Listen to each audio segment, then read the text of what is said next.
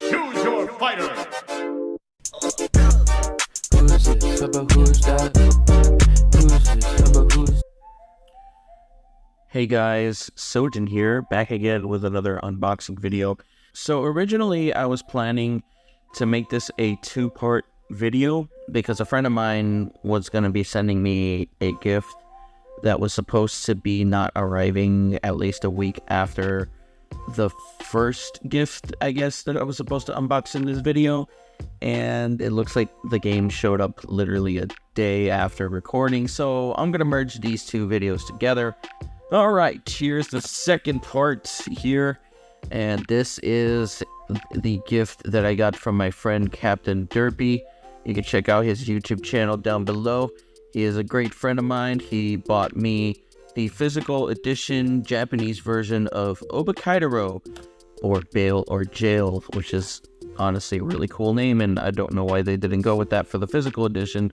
But either way, it is called Bail or Jail, especially if you buy it on Steam.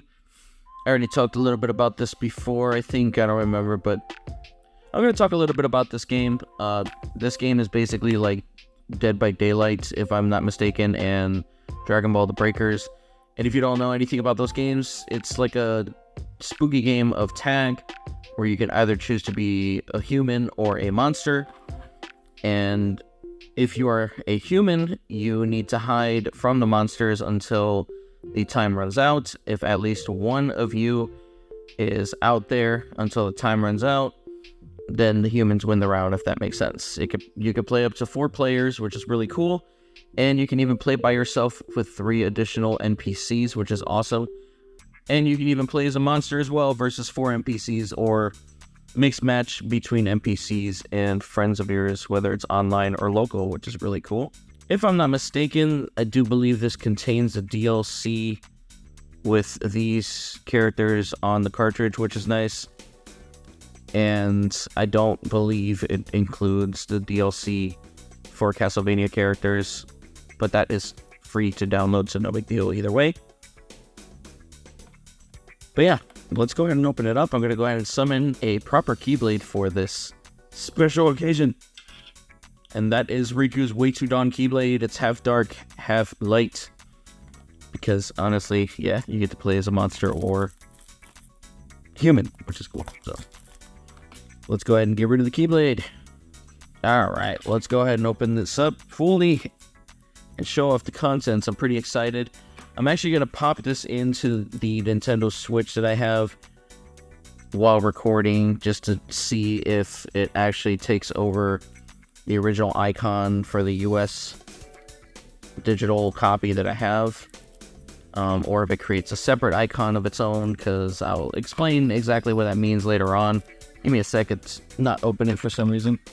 Alright, so yeah, once I fully open this up and show off the contents, I'm going to bring up my Switch and try to see if it takes up the icon. Yeah, literally the game just tried to escape its destiny from being played by me. But with editing, I took out a piece of paper that was inside of there. The piece of paper contains a code that you can enter to unlock, I guess, spooky versions of the characters, including spooky versions of the humans. So, I guess like Halloween styled. So yeah, it does come with a code in there. I took that out with editing. Here's the inside. Really nice looking, honestly. More than I expected. I thought it was just going to be a white blank page, but that's pretty cool. It shows something on the inside. And here's the cartridge itself. A little hard to see. There we go, it's focusing. Really cool. Here's the back of the cartridge. For those of you who do not know, and if you're new to the channel, if it's green like this on the chip, that means it holds up to 16 gigabytes of memory on the chip itself, and it takes up the whole space on the inside of the casing. If it's almost black, like the rest of the casing itself, that means it holds up to 64 gigabytes, which is even more memory, but it takes up half the space on the inside, leaving all this empty space on the top, which is weird. But that is some fact right there. Also, these numbers right here that are at the very bottom, where it says ASHXA and so on, All you're looking at is these last three numbers here, 000. 000 means it is the first ever print of the cartridge, so it will need some additional download. Some games like Okami doesn't need any additional download. The HAC008 at the top is not what you're looking for. It's these numbers down here that are usually pretty hard to see, which end in 000. So if it says 001 or 002, that means it's a later revision. But yeah, this is the first ever print, of course, one of the first ever prints in Japan. I did say I was going to bring out my Nintendo Switch and load that up to see if it takes up the actual slot there. Alright, let's see. So I already have the digital version of Obakeidoro there with my old save file. Moment of truth, it's either going to show up as a separate icon or it's going to basically take over this one. Let's see what it does. Okay, so that's actually good news. It actually takes up the slot there.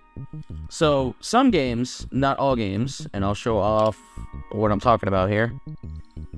Some indie games, like Zombies Ate My Neighbors, for example, and several others that I don't know too much about, but in a case like Zombies Ate My Neighbors, had the digital version that came out first, and then the physical edition that came out through limited run.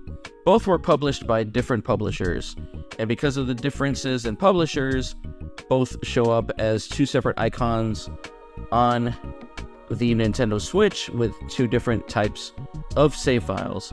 If you're a physical collector just like I am, and you start off with a digital version, and eventually when you get the physical copy, you're just immediately looking forward to playing that physical copy, I wouldn't delete your digital version of the game right away. I would just load it up just like I did here and just pop in the physical edition to see if it shows up as a separate icon or if it just simply does that.